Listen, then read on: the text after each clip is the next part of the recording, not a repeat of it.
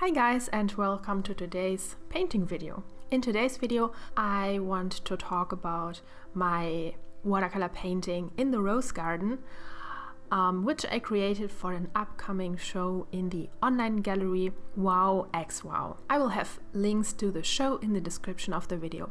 I actually created 4 pieces for this show, and I chose to create 3 doll-like paintings. Initially I wanted to create 4 doll-like paintings because I love dolls so much. But for the last one I was really inspired just by something that randomly happens, which is so often the case. So I oftentimes make a plan for maybe a couple of paintings, and then I watch a movie or I see something on Instagram or I don't know, but then I am suddenly inspired and then I have to do something else. So this happened with that painting. But before I talk about that, I wanted to let you know that there is a 30-minute long painting tutorial available for my Patreon supporters.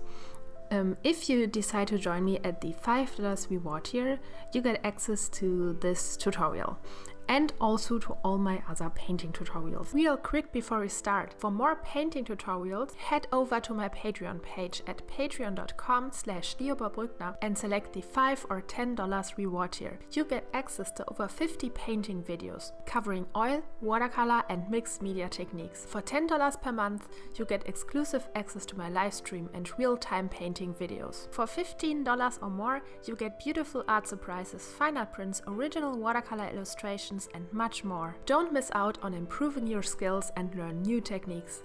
Back to the painting now. So I've watched, 10 years ago, the movie My Big Fat Greek Wedding, and it was amazing. I loved this movie so much. It was so funny and so romantic. My boyfriend loved it too, so we decided to watch the second part of it recently too. But it was kinda disappointing and not funny, and yeah, we didn't like it.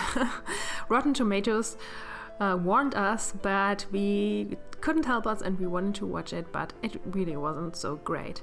But it had a wonderful actress in it, the daughter of the main character, I forgot her name, and she was so beautiful, like she already looked like a doll. And I thought, oh my god, I need to paint this beautiful girl. So I created a screenshot of one of the movie scenes, and then I created a Photoshop mock-up based on the screenshot or of the face. I changed it a bit and made it even more doll-like, and I found it very inspiring. And then for the background I used a flower bouquet that I bought, and we have like a little flower shop here. Actually there are a lot of flower shops, but not all of them are really good. But there's one who sells like the most beautiful flowers.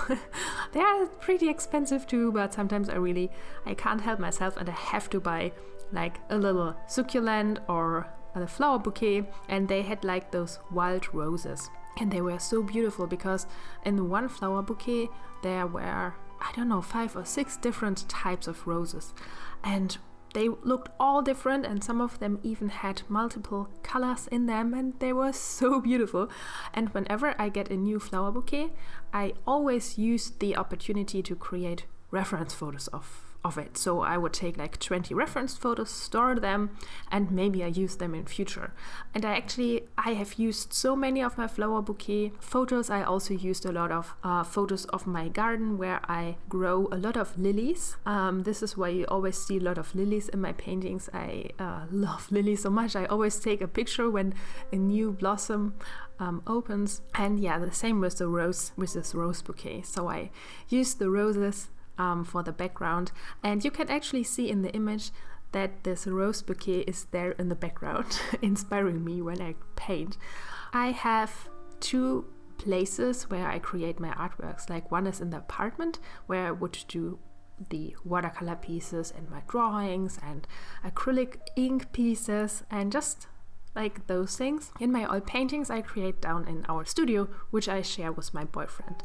And the studio is always messy, it's cramped, and I really like to work in the apartment because it's so light. We have a lot of windows and I have all my plants around me, and oh my god, I love it so much. But because I use oil paints, you always have to be careful because the paint will splatter all over the place, and it's just not a clean way to paint when you paint with oils. So this is why I really like to paint in the apartment. So yeah, back to the painting. So if you were looking for more of a tutorial, then please go to my tutorial page. This one's really just more about the process and the thoughts behind the piece, and just things that just random things. So if you like that, please stay with me here. When I create watercolor paintings, I most of the time never really improvise or do things spontaneously. Most of the time I plan out every tiny, teeny tiny bit in Photoshop in my reference photo, because I know that whenever I do something in watercolor, I can only make it darker and duller. But for like the style that I really like having really bright colors and having those watercolor edges and those abstract areas, I really need to know what colors I have to place where on the painting. So when I would do those layers and layers and layers, like, it would just look duller and a bit like gray and not as fresh. So I plan out everything in Photoshop beforehand. It's a little bit annoying because sometimes I think, okay, I finished an actual painting in Photoshop. It's finished, now I can print it out and that's it. No, I also have to paint that thing.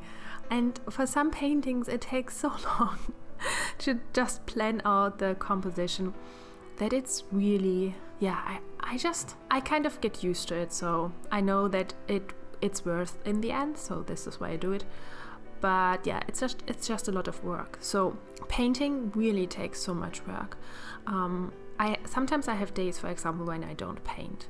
I would ship orders, or I would just do some stuff off my website, or I have just other things where I would reply to messages, or I have to prepare canvases, just not painting things. And then I write in my calendar like 10 things that I have to do in the day. In the beginning of the day, I think I will never ever be able to finish these things. But then in the end of the day, I did all of it, and this is only because I didn't paint on the day.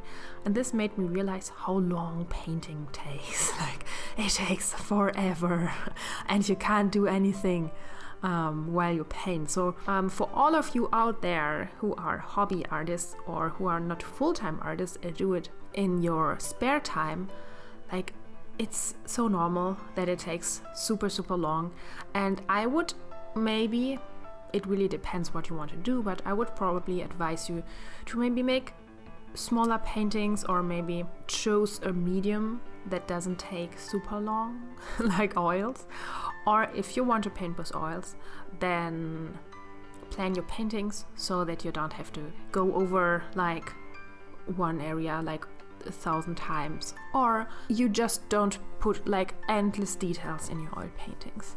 Like, this is what I would do when I was beginning, because I couldn't decide. I wanted to paint like 100,000 details and another bird here and another flower there, but nothing of this all would fit together. So it helps to just work on your concept in Photoshop, or maybe traditionally on a sketch, so that you can save time a bit. But just don't worry about it.